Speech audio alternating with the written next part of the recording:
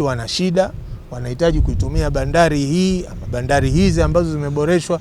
Kwa hiyo vile vitu ambavyo ni vya msingi vinahitajika, kwa mfano firefighting equipment lazima ziwekwe.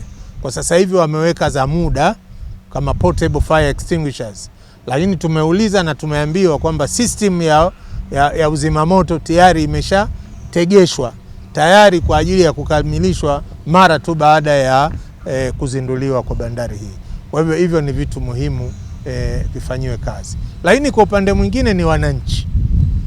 Bandari hizi zimeboreshwa ni kwa ajili ya matumizi ya wananchi.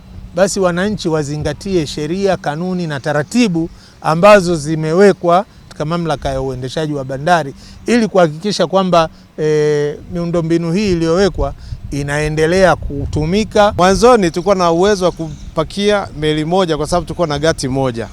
Lakini kwa sababu ya uboresho huu tuna uwezo wa kupokea meli 4 kwa wakati mmoja na zikafanya kazi, tukazihudumia vizuri.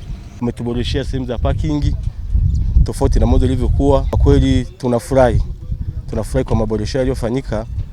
Mwenyezi Mungu amtangulie na kwa mengine hatukumbuke kwa miradi mingine mikubwa sisi kama wanabukoba na Forodhani kwa ujumla. Usafiri tumepunguziwa changamoto, ila cha msingi tunachomuomba mama atuwezeshe na sisi pia wasafiri tunaenda visiwani kutuwekea meli ya kwa inatupeleka visiwani, sio maboti. Tumechoka na maboti, tunahitaji meli. Kwa urekebishaji wa bandari hii tunampongeza sana mama, aendelee kurekebisha na mambo mengine, lakini kwa jitihada zake kwa kitu ambacho ametufanyia wanabukoba tuampigia makofi, aendelee kutukumbuka sana.